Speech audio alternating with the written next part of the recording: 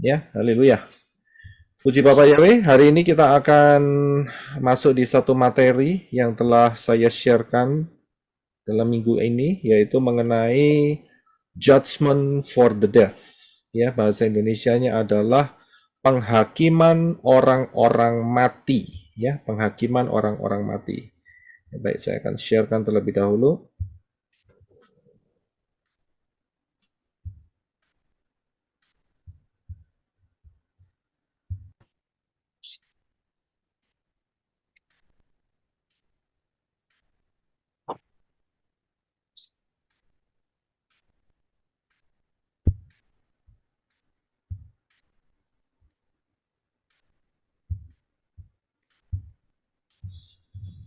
Ya, haleluya. Hari ini kita akan masuk di dalam pengajaran mengenai haleluya. Sebentar ya, sebentar.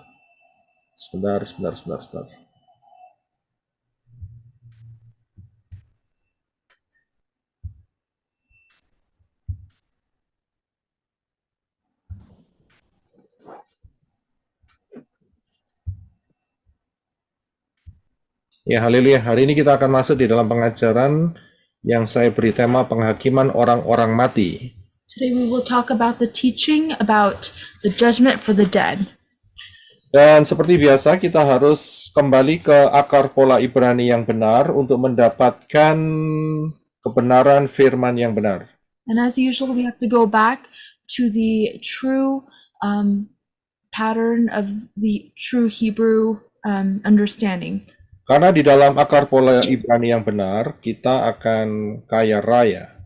Because the Hebraic roots, we will be great in wealth spiritually. Ya, dan di luar pola akar Ibrani yang benar itu miskin adanya karena hanya sedikit yang dapat kita pelajari. And without the Hebrew roots, we are poor because there are very little that we can understand.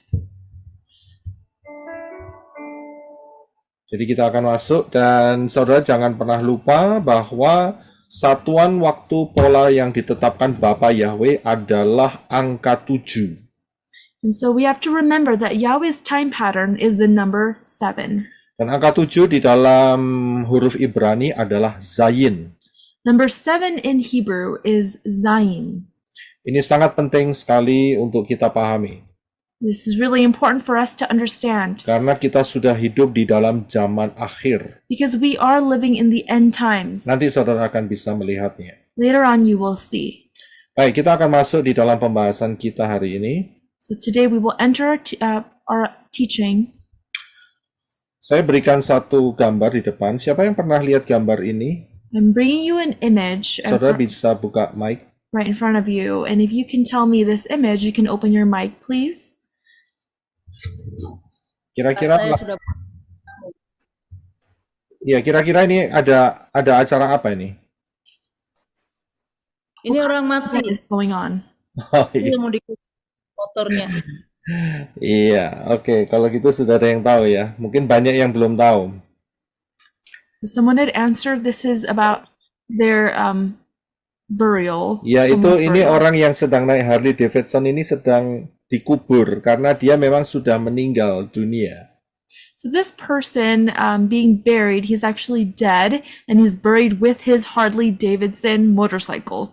Jadi karena memang dia cinta sekali dengan jalan-jalan dan motorcycle-nya, maka dia sekalian dibawa masuk sampai di kuburnya dia.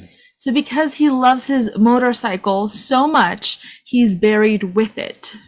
Dan tidak seperti orang-orang dia beristirahat ditidurkan di peti mati, akan tetapi dia didudukkan di sepeda motornya, saudara. So he's not dying like everyone else who lays in like a sleeping dead person, but this guy, he's riding a motorcycle going into his grave. Mungkin dia punya iman bahwa dengan didudukkan di motorcycle-nya dia akan masuk Syamayim beserta dengan motor Harley Davidson ya. Maybe this is what he's thinking, that he might go to Shemaim with his Harley Davidson. Ya, ini suatu acara yang cukup unik sebetulnya. This is a unique event. Baik, tapi satu hal bahwa setiap orang kalau belum saatnya rapture ya pasti akan mati, saudara. We know that before rapture, everyone at his own time will die. Nah, sekarang kita akan melihat masalah tidur atau mati. So we have to ask here, are they dying or are they sleeping? Ya, tidur atau mati. Are they dying or sleeping? Nah, kita akan baca terlebih dahulu dari Yohanes pasal yang ke-11 ayat 1 sampai 4 dan 11 sampai 14. We are going to read from John chapter 11 verse 1 to 4 and 11 to 14. Ya, silakan Brother Henok untuk bisa membacanya. Terima kasih. Dan ada seorang yang sedang sakit, Lazarus dari Betania, dari desa Maria, dan Marta, saudara perempuannya. Dan dia adalah Maria yang mengurapi Tuhan dengan minyak wangi, dan menyeka kakinya dengan rambutnya, yang saudaranya, Lazarus sedang sakit. Sebab itu, saudara-saudara perempuan itu mengutus orang kepadanya dengan mengatakan, Tuhan, lihatlah, orang yang engkau kasih sedang sakit. Dan setelah mendengarnya, Yeshua berkata, penyakit itu tidak mengakibatkan kematian, melainkan bagi kemuliaan Elohim, sehingga putra Elohim dimuliakan melaluinya. Sesudah itu dia berkata kepada mereka, Lazarus, sahabat kita telah tertidur, tetapi aku pergi supaya aku dapat membangunkannya. Lalu murid-muridnya berkata, Tuhan, jika dia telah tertidur, ia akan disembuhkan. Namun Yeshua telah berbicara mengenai kematiannya, sedangkan mereka itu berpikir bahwa dia berbicara tentang tidur sebagai istirahat. Oleh karena itu, kemudian Yeshua berkata terus terang kepada mereka, Lazarus sudah meninggal. Ya, silakan dilanjut dengan pembacaan dalam bahasa Inggris. Silakan Brother Henok. Now a certain man was sick, named Lazarus, of Bethany, the town of Mary, and her sister Martha. It was that Mary which anointed Yeshua with ointment, and wiped his feet with her hair, whose brother Lazarus was sick. Therefore his sisters sent unto him, saying, Rabbi, behold, he whom thou lovest is sick. When Yeshua heard that, he said, this sickness is not unto death, but for the glory of Yahweh, that the Son of Yahweh might be glorified thereby. And after that he saith unto them, our friend Lazarus sleepeth, but I go, that I may awake him out of sleep. Then said his disciples, Rabbi, if he sleep, he shall do well. Howbeit Yeshua spake of his death, but they thought that he had spoken of taking a rest in sleep. Then said Yeshua unto them plainly, Lazarus is dead.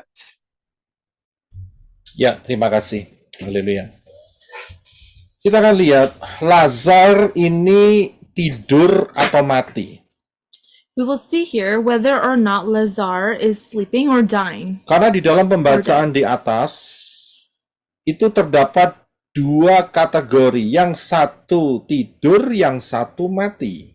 Because there are two categories to his condition, whether he's sleeping or dead.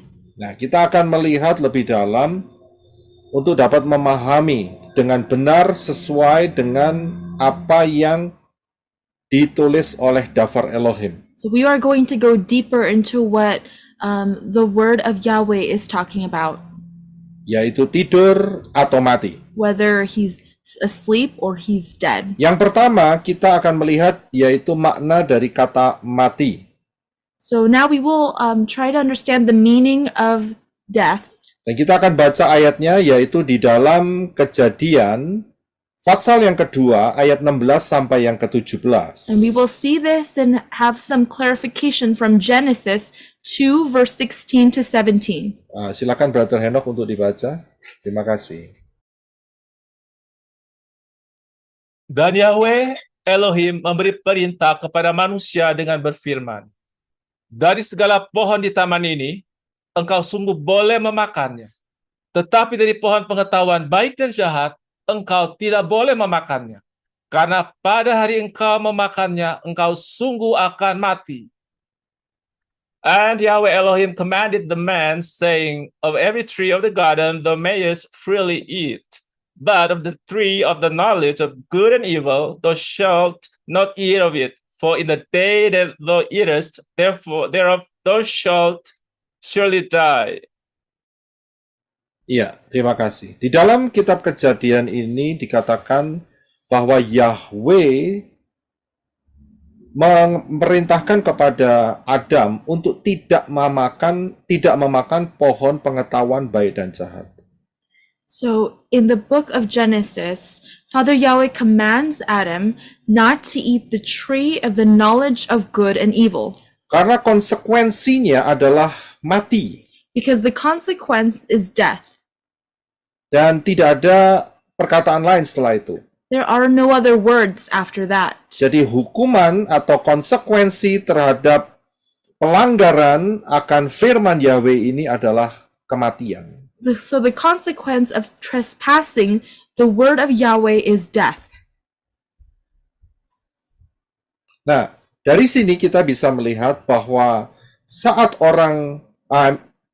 saat Adam memakan buah pohon pengetahuan baik dan jahat itu, ya, kita tahu dari kisahnya dia mati. So we know that after Adam ate from that fruit, he did die as a consequence. Dan saat itu dia menjadi telanjang dan dia terpisah dengan Elohim. He became naked and he was separated from Elohim. Padahal sebelumnya Adam itu bergaul dengan Elohim. Before that, we knew that he had a great relationship with Elohim. Jadi Bapa Yahweh sering menjumpai Adam dan sering bercakap-cakap dengan Adam. And before that, Elohim, Father Yahweh, had a great relationship where they had deep conversations with each other. Tapi apa yang terjadi saat Adam memakan buah itu? But what happened after he ate that fruit? Semuanya berubah. Everything changed. Semuanya menjadi liar. Everything became wild. Apa yang belum pernah dipikirkan oleh Adam itu bermunculan. Things that were never thought of before became. Dan yang paling mengerikan, dia tidak diizinkan berada di Taman Eden itu lagi.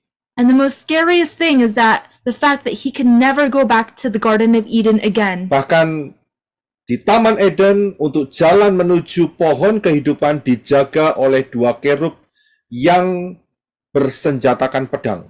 And even then, that the Garden of Eden were guarded by 2 cherubs that were using swords. Dan sejak saat itu Adam tidak lagi bisa berbincang-bincang lagi dengan Bapa Yahweh. So Adam knew that at that point, he can no longer have this weary relationship with Father Yahweh. Dan inilah sebuah kematian. And this is the consequence, which is death. Ya, dan ini ujungnya adalah lautan api, saudara. And in the end, the consequence is a lake of fire. Tapi pertanyaannya adalah, The question is, apakah pada saat Adam dan Hawa makan buah itu, dia mati pada hari itu? when Adam died, did Adam die the day he ate that fruit? Silakan saudara yang ingin menjawab, apakah Adam mati pada saat dia makan buah itu pada hari itu? So please answer that question for me. Did Adam die the day he ate that fruit? Ya, silakan saudara bisa buka mic, kita bincang sebentar. Adam mati Tidak, tidak? Pak Yosef. Tidak langsung mati. Tidak langsung mati. Secara fisik Tidak. tidak mati. Tidak Secara mati. fisik tidak mati. Cuman Rohnya yang karena dia mati ya. karena Ya. dia makan buah itu, dia tidak bisa mencapai satu harinya Tuhan. Ya, coba kita bincang-bincang sebentar. Ya, Adam mati tidak saat itu? Ada yang dikatakan tidak langsung mati. Ada yang mengatakan mati. Elohim, Pak. Kemuliaan Elohim. Gimana Ibu Rice? Elohim langsung hilang. Kemuliaan Elohim di dalam diri Adam langsung hilang dan dia langsung mengetahui bahwa dia dalam keadaan telanjang, Pak. Iya, Yang mati itu adalah kemuliaan Elohim. Itulah yang memisahkan dia dengan kasih Bapa ya. masalahnya adalah ayat yang di atas tadi dikatakan pada hari di mana kamu memakannya, engkau akan mati. Kerohaniannya mati, Pak. Kerohaniannya dan hubungannya mati. Kerohaniannya hubungannya mati. Baik, ya.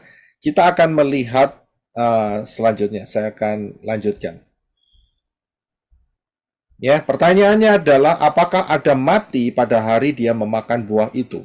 So the question is again, did Adam die the day he ate the fruit? Karena sebelumnya dikatakan hari dia memakan buah itu dia mati. Because it stated that the day that he ate the fruit, he shall die. Nah, kita tahu di dalam Kejadian pasal yang kelima dikatakan bahwa Adam berumur 930 tahun dan kemudian dia mati.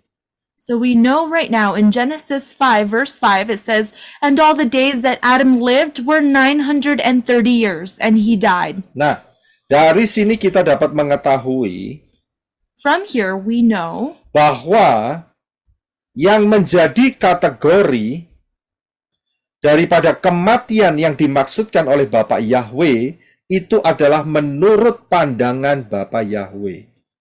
Now we know that the category that Father Yahweh is talking about, the time frame that Yahweh is talking about, is according to Father Yahweh's calendar.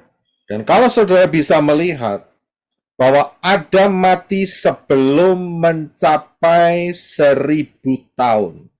And if you can see right now, Adam, he died before reaching 1,000 years. Dari sini kita bisa tahu bahwa kalender Bapak Yahweh, satu hari di hadapan Bapak Yahweh sama dengan 1000 tahun di hadapan manusia. And now we know that 1,000 years to us is the same as one day to Father Yahweh.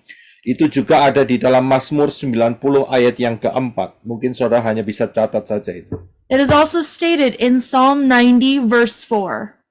Ya, saudara bisa catat itu untuk menjadi ayat dalam kehidupan saudara.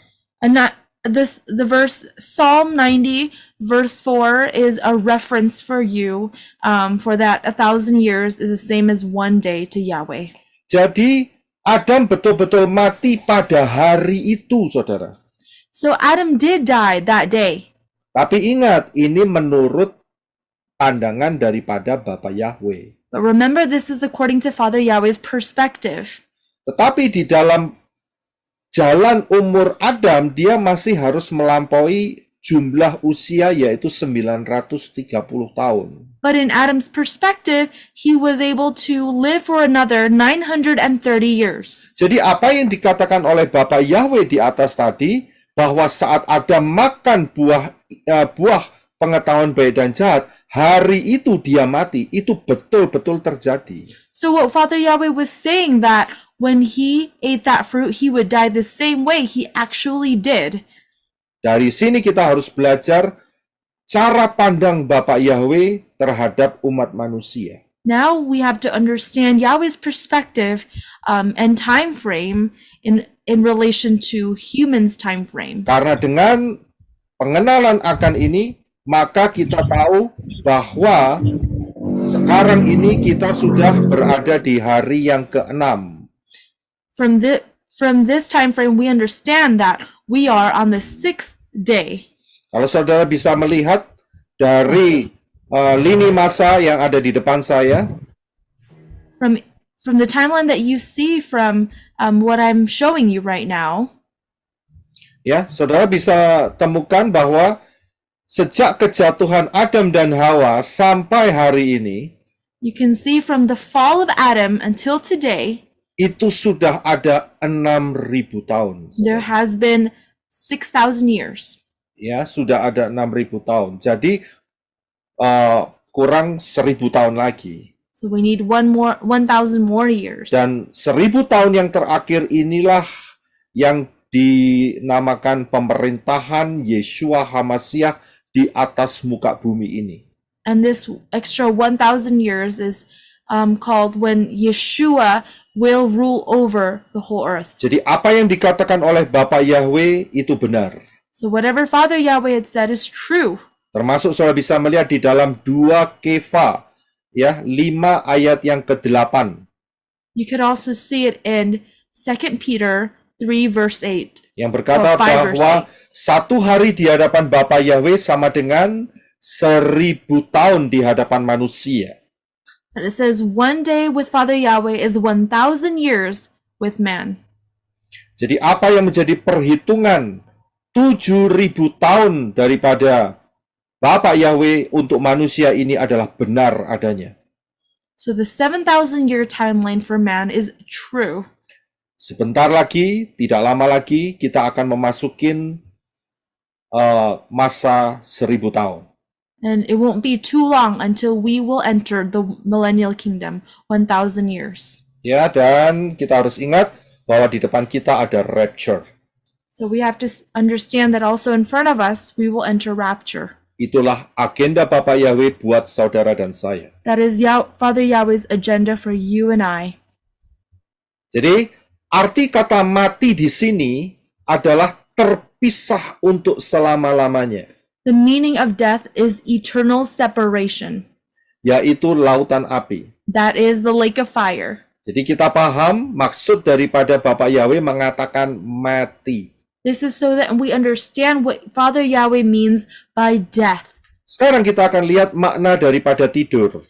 Now we will try to understand what sleeping means. Ya.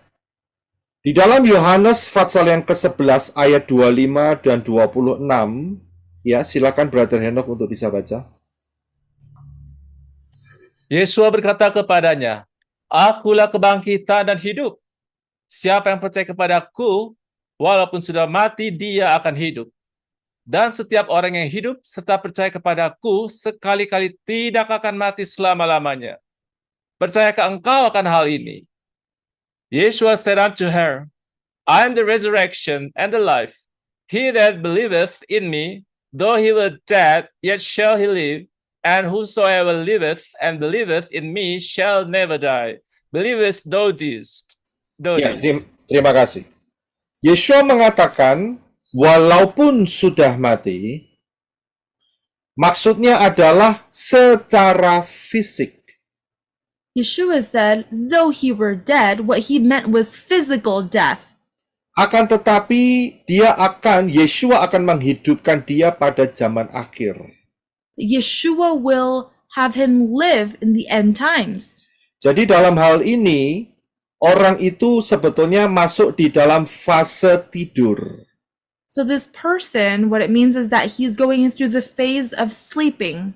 Karena di dalam Yohanes 11 ayat 25-26 ini adalah bagian daripada mengenai kisah Lazar tadi di atas.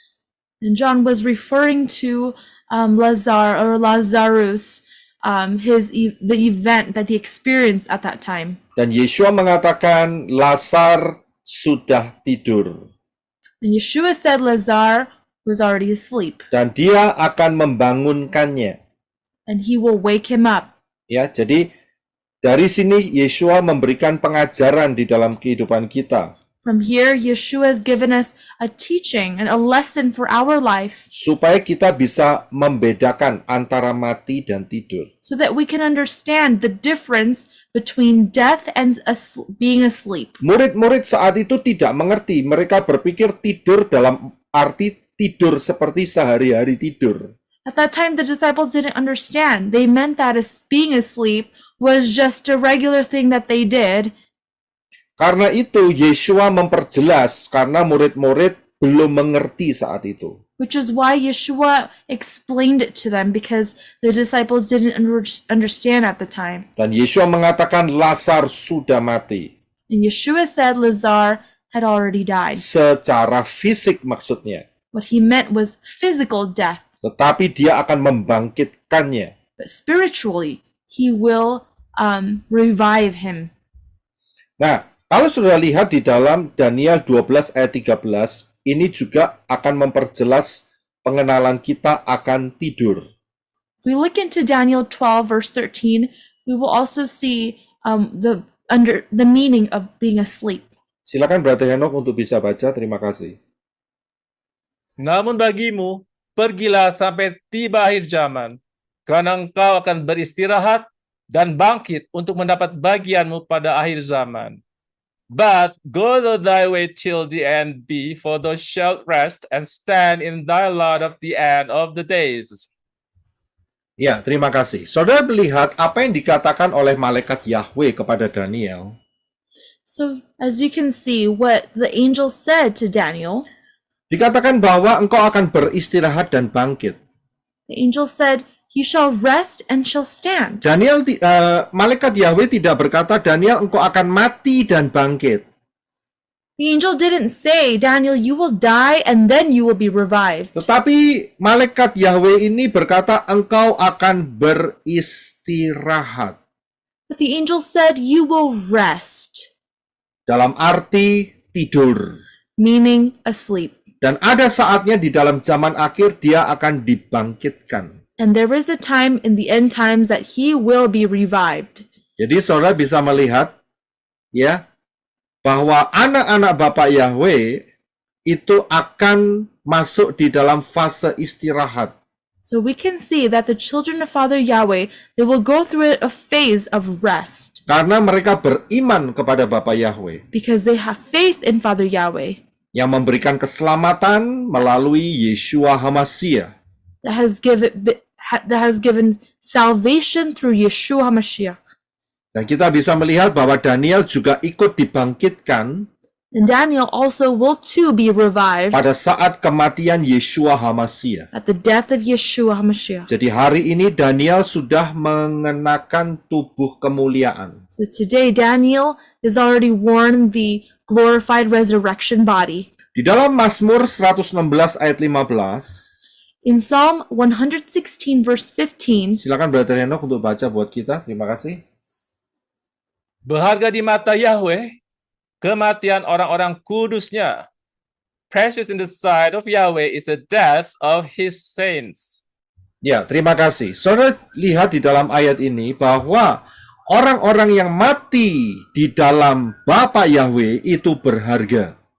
so we can see here that people who are dead in Father Yahweh are precious. Mengapa? Karena sebetulnya dia tidak mati Why? secara hubungan. Why? Because he is actually not dead in relationship. Karena yang mati hanya tubuhnya saja, sedangkan jiwa rohnya akan bertemu dengan Bapa Yahweh sendiri. His death is only in the body, but his soul and his spirit will be alive in Father Yahweh. Karena itu Amsal 116 ayat 15 ini betul-betul mempunyai dasar yang kokoh. Which is why Psalm 116 verse 15 has a very strong foundation.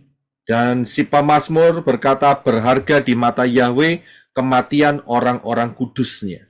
And it states, precious in the sight of Father Yahweh is the death of his saints. Karena orang-orang kudusnya akan masuk di dalam Syamayim dan akan tetap tinggal di dalam Syamayim untuk selama-lamanya. Because his saints will enter Shamayim and be in Shamayim forever and ever. Inilah arti keselamatan yang sesungguhnya. This is the true meaning of salvation. Ingat yang saya ungkapkan di sini jika sebelum rapture ya. Remember, right here, what I'm talking about right here is before rapture. Kalau nanti rapture ceritanya lain sedikit, saudara. After rapture, there is a little bit of a different story Saat rapture. at rapture. Karena yang masih hidup akan diubah tubuhnya di dalam tubuh kemuliaan. Because those who are raptured, their bodies will change to become a resurrected, glorified body, Dan bertemu dengan Bapa Yahweh di dalam Yeshua HaMashiach. and they will meet with Father Yahweh in Yeshua HaMashiach, Dan tinggal selama-lamanya di dalam Syamayim. and they will forever live in Shamayim. Jadi kita tahu Now we know di dalam kebenaran Dafar Elohim yang berkata mati itu adalah untuk orang-orang fasik. in the truth of the word of Elohim, the word death is for those who have lived foolishly. Sedangkan untuk untuk istilah tidur itu untuk orang-orang yang beriman dan yang setia kepada Yeshua HaMashiach. The meaning of asleep means for those who are faithful believers in Yeshua. Jadi kita bisa membedakan. we can understand the difference. Kalau Dafar Elohim mengatakan mati atau tidur, kita bisa langsung membedakan. When Yeshua or Father Yahweh says die or asleep, we can understand the difference. Dan kondisi saat setelah Adam dan Hawa jatuh di dalam dosa sampai kematian Yeshua, And the condition from when Adam and Eve fell into sin until Yeshua, ya ingat ya, kondisi ini berlaku hanya untuk saat kejatuhan Adam dan Hawa sampai kematian Yeshua. this condition is only from the point of when Adam and Eve fell into sin until Yeshua died on the cross.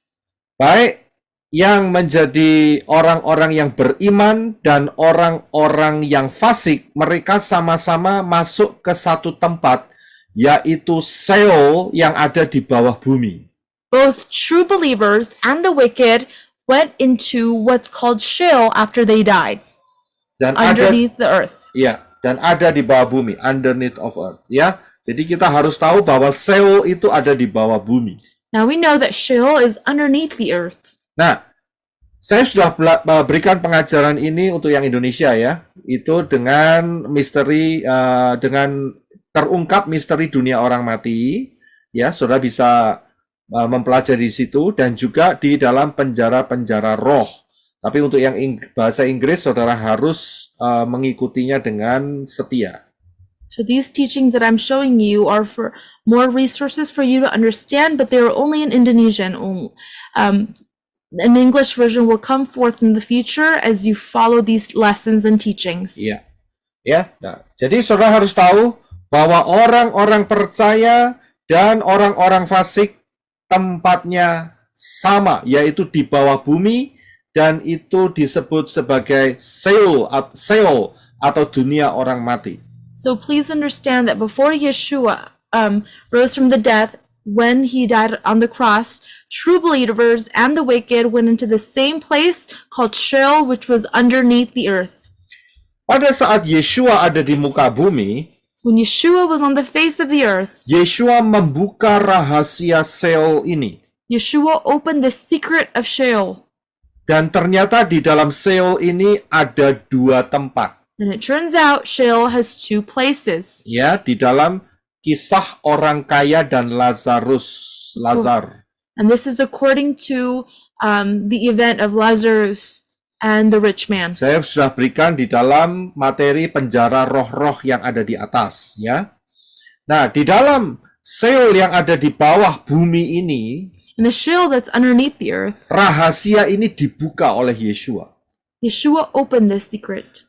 Tanpa Yeshua, rahasia ini tidak akan pernah terbuka. Without Yeshua, the secret wouldn't have been Dan revealed. Yeshua menyatakan And ada dua tempat yang berbeda. Yeshua revealed that there were two different places. Yang pertama adalah tempat penyiksaan di mana orang kaya itu disiksa. The first place was called the tormented place, where the rich man was tormented. Dan yang kedua adalah yang disebut sebagai pangkuan Abraham. Dan orang-orang yang ada di sana tidak disiksa, tetapi dihiburkan.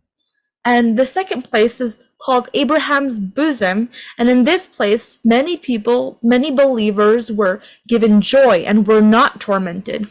Dan antara dua tempat ini tidak bisa diseberangi. And in between these two places, there was a chasm. So there was no way you can cross paths with each other. Jadi baik yang ada di tempat penyiksaan tidak bisa lompat ke pangkuan Abraham, maupun sebaliknya dari pangkuan Abraham tidak bisa melompat ke tempat penyiksaan. So the people that were in the tormented place cannot cross over into Abraham's bosom, and that cannot happen vice versa. Rahasia ini betul-betul diungkap oleh Yeshua. The secret was revealed by Yeshua. Ya, jadi dari sinilah kita dapat memahami alam roh itu seperti apa. From here, we can understand what the spiritual world is like. Pada saat Yeshua mati di kayu salib, When Yeshua died on the cross, darah dan air yang keluar dari lambungnya the blood and water that came from his side itu menetes terus sampai menembus batu karang yang ada di bawahnya, It flowed through all the way through the stones that were underneath him. dan di bawah tempat Yesua disalibkan ada tabut perjanjian yang disembunyikan. And underneath where Yeshua died, there was the Ark of Covenant that was hidden. Dan darah itu menetes di atas tabut perjanjian itu. And that blood, it dropped on the Ark of the Covenant. Itu bisa terjadi karena kitab suci menyatakan bahwa ada gempa saat kematian Yesua. That can happen because the word says that after Yeshua died, there was a great earthquake. Dari peristiwa ini, maka semua yang ada di pangkuan Abraham dibangkitkan oleh Yesua. And through this event, we can understand that many people that were at Abraham's bosom were raised from the dead. Jadi hari ini, pangkuan Abraham yang ada di bawah bumi kosong total. So at this day, Abraham's bosom was empty. Jangan pernah berharap masuk ke Abraham bosom karena sudah tidak ada lagi di sana. Do not put your hopes up in going to Abraham's bosom because there is no one there. Bagaimana dengan tempat penyiksaan? What about the place of torment? Tempat penyiksaan tidak berubah sampai detik ini. The place of torment has not changed up until today, Bahkan sampai kerajaan 1000 tahun. even until the 1,000 years. Tempat penyiksaan ini tetap tinggal sampai satu titik, yaitu pengadilan tahta putih. This place will not change until the great white throne judgment.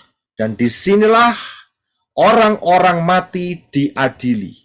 And at this point, the people who are dead are being judged. Jadi sejak kejatuhan Adam dan Hawa, So after the fall of Adam and Eve, manusia-manusia yang menolak keselamatan yang disediakan oleh Bapa Yahweh, the people who have rejected the salvation that Father Yahweh has provided, mereka akan masuk di tempat penyiksaan sementara. they will be taken into a temporary place, which is a tormented place. Dan mereka menjalani penyiksaan selama 7.000 tahun, saudara. And they are experiencing torment for about 7,000 years. Ya, itu kalau jatuhnya sama-sama dengan saat Adam dan Hawa. And that is if they fell at the same time when Adam and Eve fell. Contohnya seperti Kain. For instance, Cain. Ya, dia mengalami 7.000 tahun, saudara. He experienced about 7,000 years of punishment. Ya, kalau dia mungkin hidupnya dalam zaman Abraham, If he lived during Abraham's years, ya berarti dia cuma mengalami 5.000 tahun, saudara. he probably would experience only 5,000 years of torment. Ya, tapi kalau sekarang hidupnya tahun 2023, But now that it's 2023, maka dia mengalami sekitar 1.000 tahunan, saudara. so he would experience about 1,000 years Untuk disiksa di dalam tempat penyiksaan sementara. to be punished and tormented in a temporary place called the tormented place. Dan saat pengadilan tahta putih digelar setelah kiamat, And during the great white throne judgment, after the end of the world, after the end of the world, ya, disitulah barulah orang-orang yang ada di dalam tempat penyiksaan ini diadili. and at that time, the dead will be judged. Mungkin saudara berpikir, bagaimana mungkin orang-orang mati bisa diadili? Maybe you think, how can the dead people be judged? Ingat, kata mati itu berarti putus hubungan. Remember that dead means an eternal separation from Father Yahweh. Bukan mati dan kemudian hilang untuk selama-lamanya. Tidak demikian. Dead doesn't mean that they're dead and gone forever. Saksi Yehova dan Seven Days Adventist, mereka percaya bahwa mati itu hilang selama-lamanya. Jehovah Witness and Seventh-day Adventists believe that when they die, they will die forever and ever. Mereka akan hilang, disappear. Like they will disappear forever. Mereka akan kecewa dengan pengajarannya sendiri. They will feel ashamed because of what they have been teaching. Karena tidak sesuai dengan daftar Elohim. because it's not according to the word of Elohim. Mereka akan terkejut, betul-betul terkejut. They will be shocked. Ya, karena apa? Karena ternyata mereka tidak mati. Hanya fisiknya mati, tetapi jiwa rohnya terpisah dari Bapa Yahweh. Because they will see that one day that death doesn't mean it's actual death or being gone forever. It means that they will be separated from Father Yahweh. Saya berikan rangkuman sedikit. Yang berwarna biru adalah orang-orang yang percaya beriman kepada Bapa Yahweh di dalam Yeshua. So I'm going to give you a bit of a summary. The blue line in the middle shows that those are the people that are in Yeshua, The blue person. the blue person. Sedangkan yang hitam, yang warna hitam itu adalah orang-orang yang fasik, yang tidak percaya dan menolak keselamatan yang disediakan oleh Bapa Yahweh. And the black colored person are the wicked people, the people that do not follow Father Yahweh. Saya jelaskan di atas bahwa sebelum kematian Yeshua, mereka semua ditaruh di satu tempat yang namanya Sheol. So everyone, both of them, will enter a place called Sheol, Tetapi dengan tempat yang berbeda. but with two different places. Yang manusia berwarna biru itu masuk di dalam pangkuan Abraham. The icon colored colored in blue will go into Abraham's bosom, Dan dia saat kematian Yeshua dibangkitkan. and at the time of Yeshua Mashiach, they will be revived, raised from the dead. Saya beri panah yang berwarna hijau. So I placed a green colored arrow. Disinilah prinsip daripada rapture terjadi. So this is the principle of rapture happening. Sedangkan orang-orang yang beriman kepada Yeshua HaMashiach yang telah meninggal setelah kematian Yeshua, So those who are in Yeshua Mashiach, that who have died after Yeshua raised from the dead, maka mereka akan masuk rapture. they will enter rapture. Kita pindah ke orang yang fasik, yaitu yang berwarna hitam. Now we're going to enter the people who are wicked, that is the icon colored black. Saudara bisa melihat, jadi sejak zaman kejatuhan Adam dan Hawa sampai akhir dari kerajaan 1000 tahun, mereka tetap ada di tempat penyiksaan. So we can see here that after the fall of Adam and Eve, through the 1,000 years, they will still be in the tormented place. Dan baru mereka muncul saat diadili di tahta putih yang besar. And they will come back again in the great white throne judgment and appear. Dan kita akan melihat ayatnya ini, We will yaitu, see this verse. yaitu di dalam Wahyu 20 ayat 11 sampai 15. That is in Revelation 20, verse 11 to 15. Silakan Brother Henok, terima kasih.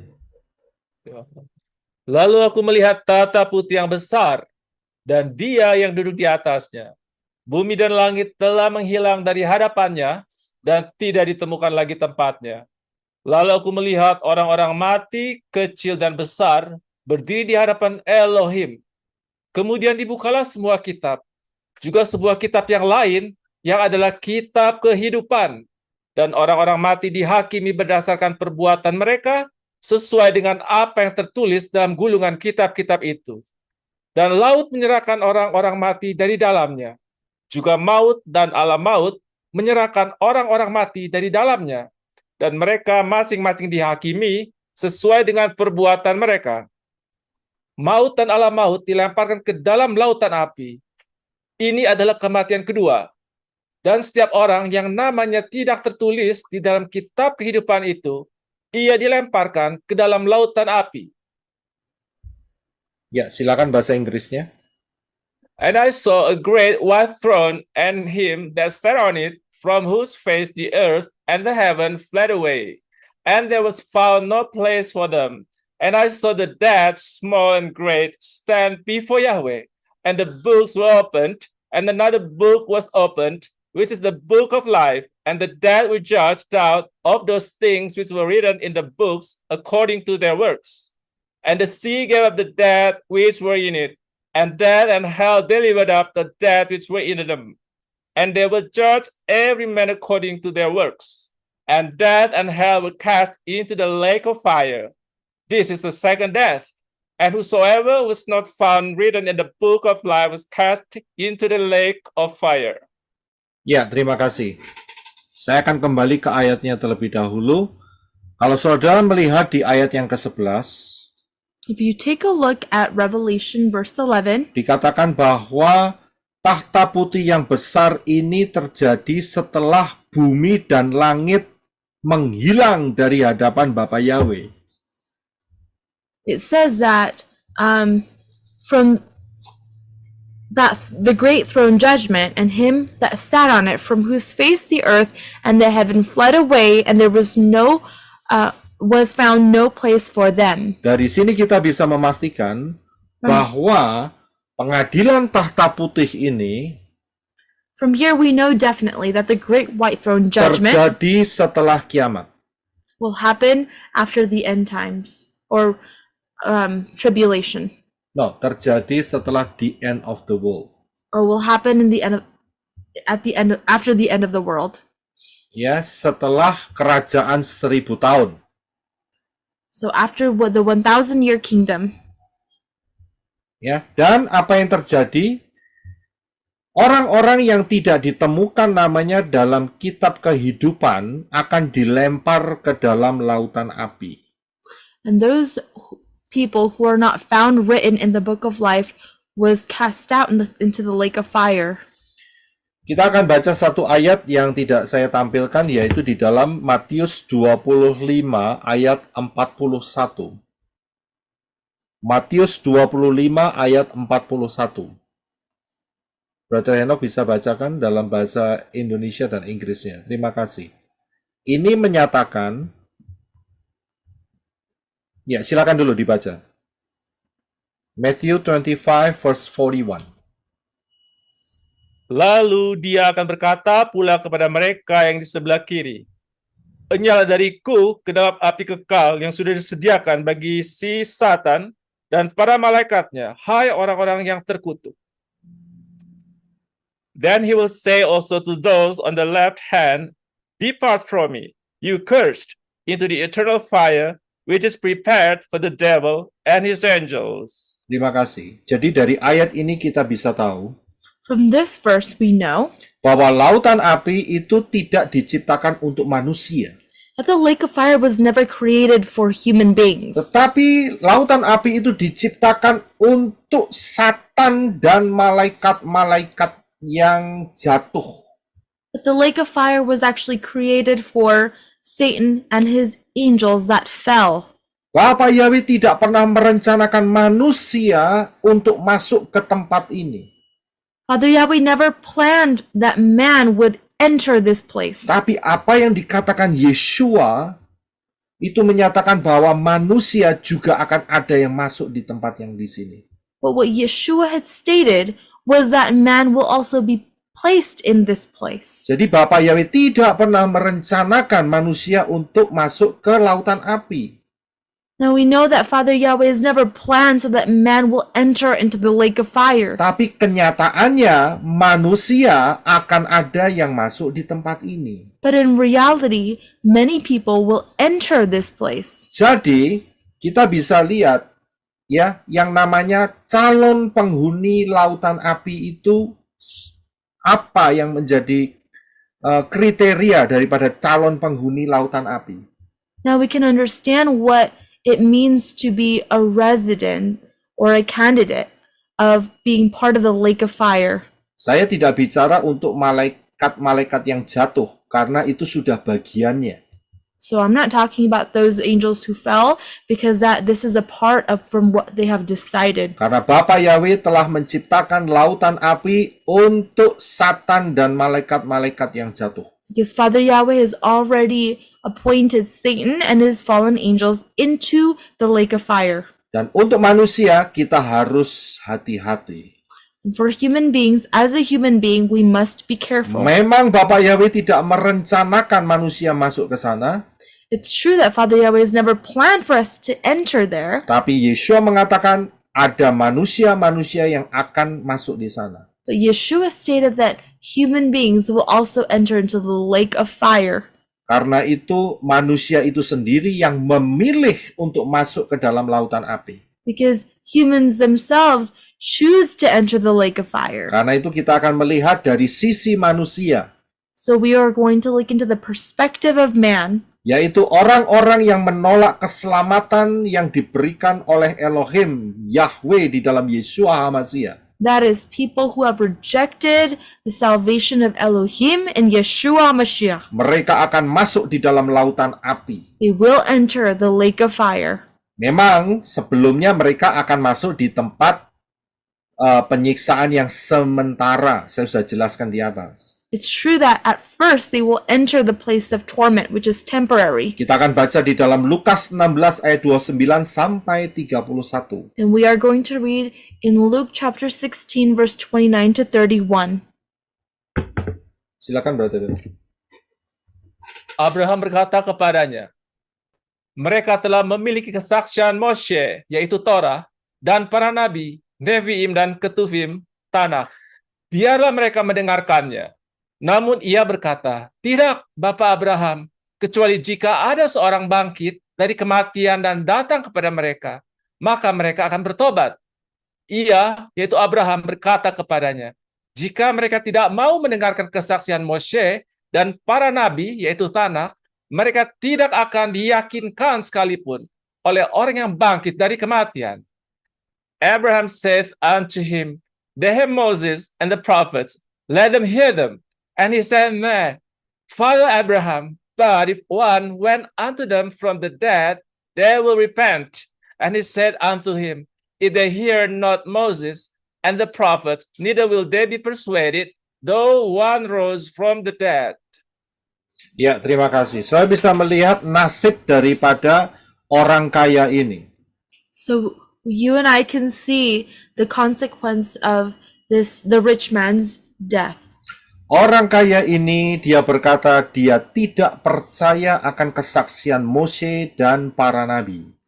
This rich man, he stated that he did not believe in Moshe and the prophets. Karena itu orang kaya ini sadar betul bahwa dia tidak percaya keselamatan yang disediakan oleh Bapa Yahweh melalui Yeshua HaMashiach. And we know here that this person does not believe in the salvation that has been provided by Yeshua HaMashiach. Karena itu dia berkata tidak And that's why he said no kepada Bapak Abraham sehingga dia menerima akibatnya. He said no to Father Abraham, and that's why he received this consequence. Yaitu masuk di dalam alam penyiksaan That is entering into the place of torment dan berujung di lautan api. and to end in the lake of fire. Kandidat yang berikutnya adalah orang-orang yang menolak nama Yahweh dan Yeshua HaMashiach dan memanggil nama-nama dewa asing. The candidate of a lake of fire, being part of the lake of fire, is also rejecting the name of Yahweh and Yeshua and calling the names of other idols. Terdapat di dalam Keluaran 23 ayat 13. Silakan Brother Reno. We're going to read in Exodus 23, verse 13. Dalam segala hal yang telah kufirmankan kepadamu, haruslah kamu waspada, dan janganlah kamu menyebut nama ilah-ilah lain. Hal itu janganlah terdengar dari mulutmu. And in all things that I have said unto you, be circumspect, and make no mention of the name of other Elohim, neither let it be heard of thy mouth. Ya, terima kasih. Keselamatan hanya melalui Bapa Yahweh di dalam Yeshua HaMashiach. Salvation is only from Father Yahweh in Yeshua HaMashiach. Di dalam Yoel 2:32 dikatakan, siapa berseru dalam nama Yahweh akan diselamatkan. In Joel 3:23 states that whoever calls the name of Yahweh will be saved. Jadi kalau mereka memanggil nama ilah-ilah lain, dewa-dewa asing, dan minta diselamatkan, itu tidak mungkin akan terjadi. So if they call upon other idols' names and expect salvation, that will not happen.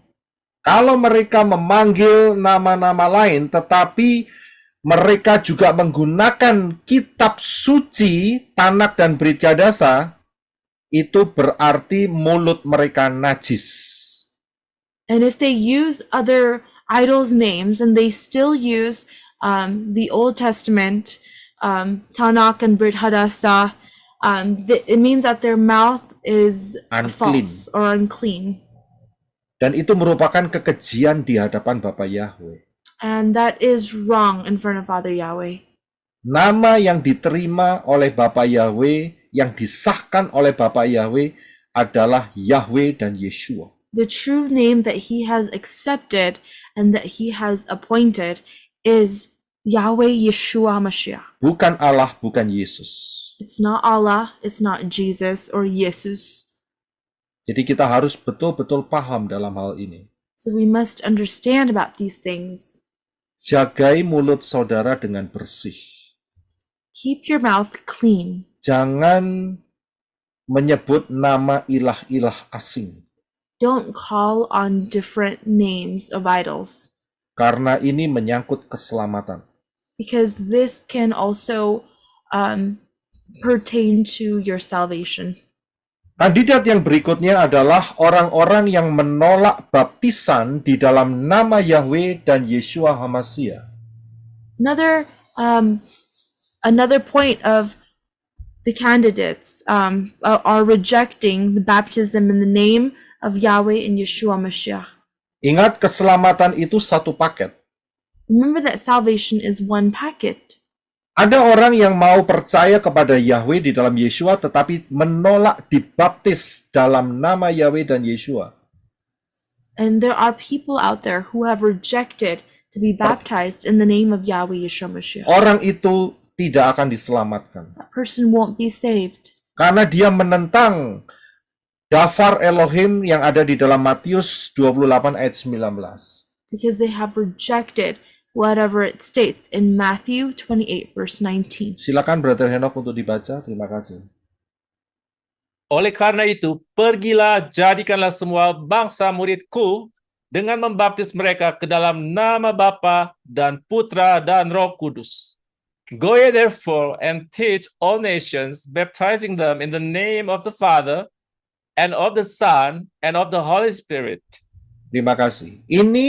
Kalimat ini dikatakan oleh Yeshua HaMashiach This statement is stated by Yeshua HaMashiach yang harus ditaati untuk setiap orang yang mau diselamatkan, yang ingin diselamatkan. and it must be obeyed by those who want to be saved.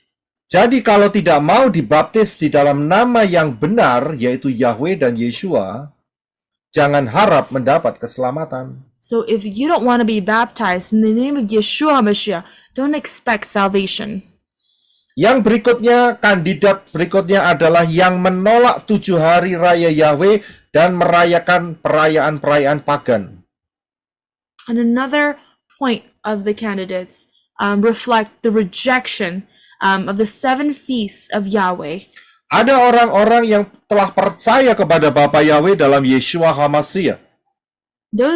There are people who believe in Yeshua Mashiach but still celebrate these things. Tapi tetap mereka merayakan perayaan Natal, Easter, dan Imlek, New Year's, Chinese New Year's. But again, they believe yet they still celebrate all these things, Chinese New Year's, Easter, and celebrate pagan holidays. Perayaan-perayaan ini adalah perayaan-perayaan pagan. These celebrations are pagan holidays. Dan orang-orang yang merayakan perayaan ini menyakiti hati Bapa Yahweh. And those people who celebrate these things and know about them, they are hurting Father Yahweh's feelings. Tahun depan 2024 itu tahun naga. Next year, which is 2024, is the year of the dragon. Saudara bisa lihat setan mulai bergerak, mulai lebih kencang lagi di tahun depan, saudara. And we can see here that Satan is going to work even more rapidly in next year. Kita tahu bahwa kita sudah ada di penghujung zaman akhir. We know that we are in the midst of the end times. Dan ini bukan suatu kebetulan. And this is not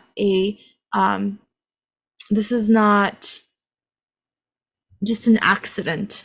Ya.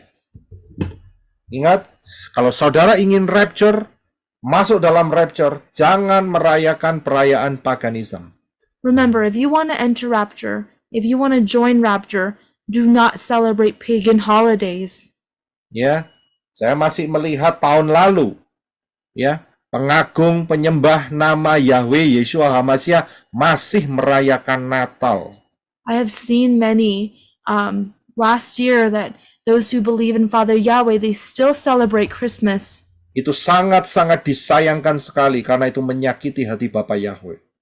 And that it's really unfortunate because they've hurt Father Yahweh's feelings. Saya harap tahun ini tidak ada yang terjadi seperti itu lagi. I hope that this year it won't happen again. Kandidat yang berikutnya adalah orang-orang yang tidak mengampuni. And one of the candidates are also people that those who do not forgive. Orang yang tidak mengampuni, maka orang itu dosanya juga tidak diampuni. Those if people do not forgive others, their sins will also not be forgiven. Nah, kalau tidak diampuni, bagaimana mungkin dia masuk Syamayim? And if their sins are not forgiven, how can they enter Shamayim? Jangan merasa bangga menyimpan dendam. Don't feel so proud in keeping your grudge. Dan masih ada orang-orang yang dendam padahal orangnya sudah mati. And there are people who still hold a grudge on those who are dead. Ya, ini merugikan sekali sifat dan sikap seperti ini. It's a very unfortunate character or way to live. Kita akan lihat ayat-ayatnya yaitu dalam Matius 18 ayat 34 sampai 35. We're going to look at the verses in Matthew 18 verse 34 to 35. Silakan Brother Henok, terima kasih. Lalu dengan marah, tuannya itu menyerahkan dia kepada para pengawal sampai ia dapat membayar kembali semua yang telah dipinjamkan kepadanya. Demikian jugalah Bapa surgawiku akan melakukannya kepadamu, jika dari hatimu masing-masing kamu tidak dapat mengampuni saudaramu atas kesalahan-kesalahan mereka. And his master was wroth, and delivered him to the tormentors, till he should pay all that was due unto him. So likewise shall my heavenly Father do also unto you, if ye from your hearts forgive not everyone his brother their trespasses. Ayat yang berikutnya ada di dalam Matius 6 ayat 14 sampai yang ke-15. Silakan Brother Henok. The following verse will be in chapter 6, Matthew chapter 6, 14 to 15. Sebab jika kamu mengampuni kesalahan orang, Bapamu yang di Syamayim juga akan mengampunimu. Namun jika kamu tidak mengampuni kesalahan orang, Bapamu juga tidak akan mengampuni kesalahanmu. For if you forgive men their trespasses, your heavenly Father will also forgive you. But if you forgive not men their trespasses, neither will your Father forgive your trespasses. Ya, terima kasih. Kalau Bapak Yahweh di Syamayim tidak mengampuni kesalahan seseorang, If Father Yahweh in Shamayim does not forgive one's trespasses, bagaimana mungkin dia akan masuk dalam Syamayim how can they enter Shamayim? yang penuh kasih? It's full of love. Tidak mungkin. It's impossible. Jadi, orang yang tidak mengampuni tempatnya satu, yaitu lautan api. So those who do not forgive, their place is only one, that is the lake of fire.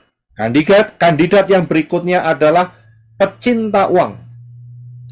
And the following candidate are those who love money.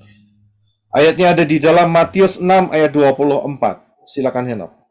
It's listed in Matthew 6 verse 24. Tidak seorang pun sanggup mengabdi kepada dua tuan, karena ia akan membenci yang satu dan mengasihi yang lain, atau ia akan mematuhi yang satu dan mengabaikan yang lain. Kamu tidak dapat mengabdi kepada Elohim dan kepada Mammon. No man can serve two masters, for either he will hate the one and love the other, or else he will hold to the one and despise the other. You cannot serve Yahweh and Mammon. Apa yang dikatakan oleh Yeshua ini sangat jelas sekali. What Yeshua has stated is very clear. Tidak seorang pun sanggup mengabdi kepada dua tuan. People cannot serve two masters. Jadi mereka harus pilih. So they have to choose either one. Memilih Yahweh atau memilih Mammon dengan semua konsekuensinya.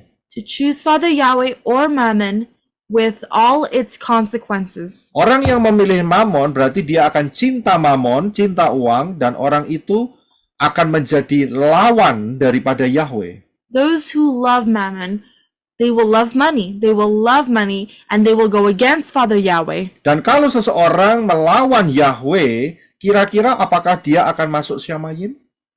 And if those people are against Father Yahweh, are they going to enter Shemaim? Jawabannya adalah tidak. The answer is no. Jadi mereka-mereka inilah adalah kandidat yang akan masuk dalam lautan api. So these people are candidates of Saya the lake of fire. dalam hal ini mengatakan ini kandidat. Mengapa saya pakai kata kandidat? Karena jika orang itu bertobat, maka nasibnya akan berubah. And why do I choose the word candidate for the lake of fire? Because that person has a choice not to be a candidate, and that person can change and enter Shemaim. Siapa tahu setelah mendengar Dafar Elohim ini, kandidat-kandidat yang akan masuk lautan api bertobat, dan akhirnya mereka masuk di dalam Syamayim. And who knows, after listening to this, those candidates that were supposed to go to the lake of fire, they've changed, repented, and now they can go and enter Shemaim. Ya, jadi inilah tujuan Dafar Elohim ini diberikan. So this is the point that the word of, whatever the word of Elohim has already stated. Kandidat yang berikutnya adalah orang-orang yang tidak menghasilkan buah pertobatan. And another candidate of the lake of fire are those people who have not produced fruits of repentance. Matius 7 ayat 19. Matthew 7 verse 19. Silakan Brother Henok untuk dibaca. Terima kasih. Setiap pohon yang tidak menghasilkan buah yang baik, ia akan ditebang dan dibuang ke dalam api. Every tree that bringeth not forth good fruit is hewn down and cast into the fire. Ya, terima kasih. Saudara jangan berpikir ini masalah pohon cemara, atau pohon apel, atau pohon, apa itu namanya, semua pohon yang di dunia ini. Yeshua tidak bicara soal pohon. Don't think that this is talking about just a regular tree, like a regular apple tree or a regular fig tree. Yeshua is not talking about a tree. Ingat, satu kali Yeshua pernah menyembuhkan seseorang. Remember that Yeshua one time he healed somebody. Dan kemudian Yeshua bertanya, apa yang kamu lihat? And Yeshua asked, "What do you see?" Dan orang itu mengatakan, aku melihat manusia berjalan seperti pohon. And that person answered, "I see people walking like trees." Jadi di sini Yeshua berkata bahwa pohon itulah manusia. And we see here that Yeshua is saying that trees are symbolize humans. Jadi dalam hal ini, kalau orang-orang itu tidak menghasilkan buah pertobatan saat dia telah menerima keselamatan, So this is talking about if people have not produced the fruit of repentance after they have repented, jawabannya cuma satu, dibuang ke dalam api, saudara. they will also enter the lake of fire. Kandidat yang berikutnya adalah dikatakan bukan setiap orang berseru Tuhan, Tuhan akan diselamatkan. Masuk Syamayim. And the following candidate states, not everyone that says, Lord, Lord, will enter Shemaim. Ayatnya ada di dalam Matius 7 ayat 21 sampai 23. And the verse states in Matthew 7, verse 21 to 23. Silakan Brother Heno. Bukan setiap orang yang berkata kepadaku, Tuhan, what's that? What happened? Ya, silakan. Bukan setiap orang yang berkata kepadaku, Tuhan, Tuhan, dia akan masuk ke dalam kerajaan Syamayim, melainkan dia yang melakukan kehendak Bapakku yang di Syamayim. Banyak orang akan berkata kepadaku pada hari itu, Tuhan, Tuhan, bukankah dalam namamu kami telah bernubuat, dan dalam namamu kami mengusir roh jahat, dan dalam namamu kami melakukan banyak mukjizat. Dan pada waktu itu aku akan menyatakan kepada mereka, Aku tidak pernah mengenal kamu. Enyahlah dariku, hai kamu yang mengerjakan kejahatan. Not everyone that saith unto me, Lord, Lord, shall enter into the kingdom of heaven, but he that doeth the will of my Father which is in heaven. Many will say to me in that day, Lord, Lord, have we not prophesied in thy name? And in thy name have cast out devils, and in thy name done many wonderful works. And then will I profess unto them, I never knew you. Depart from me, you that work iniquity. Ya, terima kasih. Saudara bisa melihat apa yang dikatakan oleh Yeshua dalam hal ini, So we can all see what Yeshua is trying to say in this. bahwa orang-orang ini bernubuat, mengusir setan, melakukan banyak mujizat. That this person has cast out evil spirits. He has done many miracles and everything. Dan apa yang dikatakan Yeshua bahwa Yeshua tidak pernah mengenal orang ini. But it states that Yeshua never knew this person. Saudara bayangkan, dan Yeshua mengatakan, enyah daripadaku. And Yeshua said, depart from me. Saudara mengerti kalau enyah daripada Yeshua mau lari kemana? And if that person is departed from Yeshua, where are they going? Di luar Yeshua hanya ada satu tempat, yaitu lautan api. And without Yeshua, there's only one place, which is the lake of fire. Kandidat yang berikutnya adalah hamba yang jahat. The following candidate is an evil servant. Ini hamba yang sudah melayani tuannya. This person has already served his master. Kita baca ayatnya di dalam Matius 24 ayat 48 sampai 51. Silakan Eno. And we will read in Matthew 24, verse 48 to 51. Namun, jika hamba itu jahat, ia berkata dalam hatinya, Tuanku menunda untuk datang. Maka ia mulai memukuli sesama hamba lainnya dan makan serta minum bersama para pemabuk. Lalu tuan hamba itu akan datang pada hari yang tidak ia harapkan, dan pada waktu yang tidak ia ketahui. Ia akan memecatnya dan akan menempatkannya bersama orang-orang munafik. Di sana akan ada tangisan dan kertakan gigi. And if that evil servant shall say in his heart, My master delayeth his coming, and shall begin to smite his fellow servants, and to eat and drink with the drunken, the master of that servant shall come in a day when he looketh not for him, and in an hour that he is not aware of, and shall cut him asunder, and appoint him his portion with his hypocrite. There shall be weeping and gnashing of teeth. Ya, terima kasih. Saya lihat ini orang-orang bukan orang-orang biasa. And we can understand that this is not just any regular person. Ini adalah orang-orang yang melayani Elohim. These are people who serve Elohim. Tapi lihat motivasi hatinya jahat dan mereka melakukan banyak pelanggaran di hadapan Bapa Yahweh. But look, there is evil in the motives of their heart, and they have done many things against Father Yahweh. Dan ujung daripada nasib daripada hamba yang jahat ini diletakkan di satu tempat yang ada tangisan dan kertakan gigi. And the fate of this evil servant, he will enter into a place with gnashing of teeth and weeping. Di manakah itu? Tidak lain adalah di lautan api. And where will that be? None other than the lake of fire. Jadi jangan berpikir kalau sudah melayani Bapa Yahweh posisinya aman. And don't think that if you're serving Father Yahweh already, that you are in a safe place. Motivasi hati harus tetap dijaga dengan baik. The motivation of your heart must be taken care of. Kandidat yang berikutnya adalah orang-orang yang tidak membungakan talenta. The next candidate is a person with the unprofitable servant. Yaitu di dalam perumpamaan talenta. That is in the parable of talents. Terdapat di dalam Matius 25 ayat 14 sampai yang ke-30. That is read in Matthew 25 verse 14 to Dan 30. kita baca di ayat yang ke-30 saja. Silakan Brother Henok. Dan campakkanlah hamba yang tidak berguna itu ke dalam kegelapan yang di luar. Di sana akan ada tangis dan kertak gigi. And cast ye the unprofitable servant into outer darkness. There shall be weeping and gnashing of teeth. Iya, terima kasih. Saudara bisa lihat bagaimana orang-orang yang tidak membungakan talentanya akan dimasukkan di tempat yang sama yang terdapat tangis dan kertak gigi. So you can see here that the unprofitable servant will enter into the same place in the weeping and gnashing of teeth. Ada satu KKR dan saat itu ada seorang ibu tua yang mencoba membantah daripada pastor yang mengadakan KKR saat itu.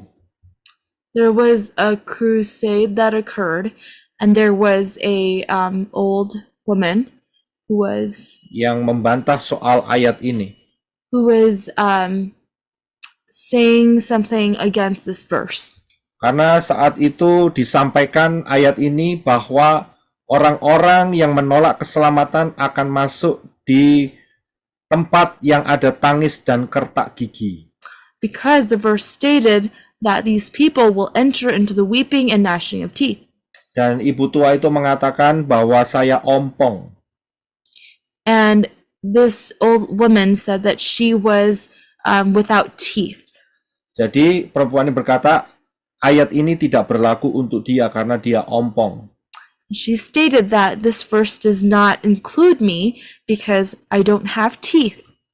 Tetapi pembawa firman itu mengatakan demikian. But the person who was preaching said this, Bahwa Tuhan akan membuat gigi untuk ibu.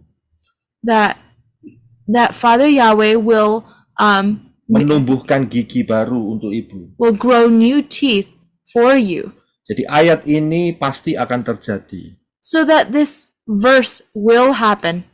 Tidak peduli orang itu ompong atau tidak ompong, ayat ini pasti akan terjadi. So it doesn't matter if that the woman had teeth or had no teeth, it would still happen. Inilah calon-calon penghuni lautan api.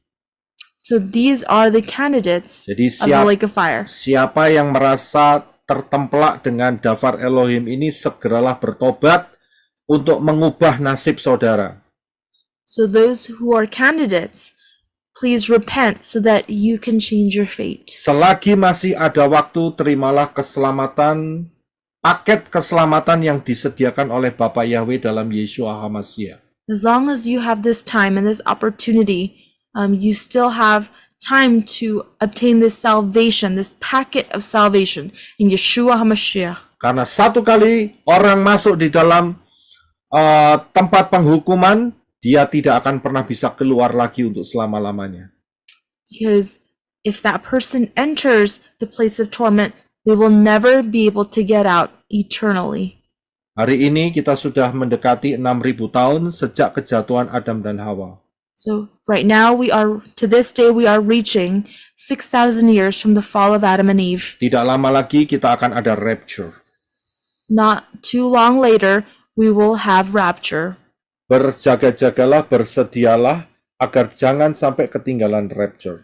Be very careful and be aware so that you will not be left behind during rapture. Bagaimana supaya bisa dapat rapture? Perhatikan daftar Elohim hari ini. How can you join rapture? You can join the word of Elohim for today. Yaitu tidak menjadi kandidat untuk masuk dalam lautan api. That is, to not become one of the candidates of the lake of fire. Saya berikan banyak kandidat-kandidat. Kalau saudara ingin masuk rapture, jangan jadi kandidat untuk masuk lautan api. I've presented you multiple candidates today, and I've warned you not to become the candidates of the lake of fire. Yeshua mengatakan bahwa waktunya akan dipersingkat. Yeshua said that those days will be shortened. Dan bila waktunya tidak diperpendek, maka semua manusia tidak akan ada yang selamat, tetapi karena orang-orang pilihan, waktunya akan dipersingkat. And if those days had not been shortened, there should be no flesh be saved, for the elect's sake, those days shall be shortened. Karena itu saudara perhatikan pengajaran High Alert 2026, nanti bahasa Inggrisnya akan menyusul pengajaran ini. And which is why we have to pay attention to this teaching called High Alert 2026. For those who are English speaking, we will translate that in the future. Dan juga untuk mengetahui seberapa dekat rapture, buka di dalam pengajaran rahasia 1290 hari dan 1335 hari yang Inggris akan menyusul. If you want to know the timeline of rapture, please take a look at this teaching. But for those who are English speaking, we will translate that in the future. Dari situ, dari pengajaran itu kita dapat melihat pola, yaitu bahwa rapture akan terjadi akhir 2025 atau awal 2026. So from these teachings, we understand that rapture will occur somewhere between year 2025 to 2026. Karena itu berjaga-jagalah. Which is why we must be aware. Para siapa membutuhkan baptisan pembaharuan, saudara bisa screenshot yang di layar saudara. For those of you who need a renewal baptism, you can please screenshot this page so that you can get a hold of contacts. Ingat, baptisan yang benar adalah baptisan di dalam nama Yahweh dan di dalam nama Yeshua HaMashiach. Remember that the true baptism, the baptism that should be, is under the name of Father Yahweh and Yeshua HaMashiach. Di luar nama itu berarti baptisan saudara salah. Out of those names, those baptisms aren't valid and they are wrong. Jangan keraskan hati, segeralah bertobat. Jangan menganggap baptisan hanya untuk satu kali saja. And do not harden your heart and understand that don't think that baptism can occur just one time. Bapak Yahweh memberkati. Shalom. Haleluya. Father Yahweh bless you. Shalom.